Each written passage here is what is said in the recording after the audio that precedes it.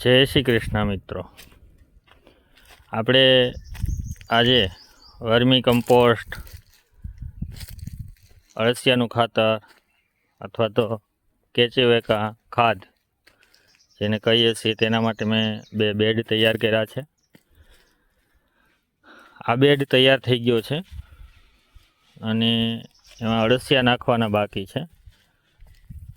હજી થોડા દિવસની વાર લાગશે. ખાતર છે એ ઠંડુ પડી જાય પછી એમાં અળસિયા નાખવાના હોય છે અને બંનેમાંથી જે પાણીનો છંટકાવ કરી અને જે બહાર આવે છે, જે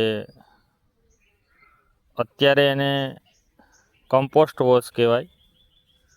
અળસિયામાં જ્યારે હોય ત્યારે એ વર્મી વોશ બની જાય છે અને એ આ વર્મી કમ્પોસ્ટ કરતાં પણ સારું પરિણામ આપે છે.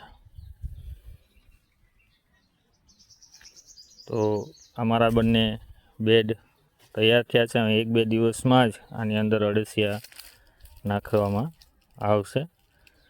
આજે માથે છણના કોથળા નાખ્યા છે તે અત્યારે ભેજ જળવાઈ રહે અને એના પછી ભેજ પર જળવાઈ રહે અને અન્ય પક્ષીઓ છે એ અળસિયાને નુકસાન ન પહોંચાડે એના માટે જરૂરી છે.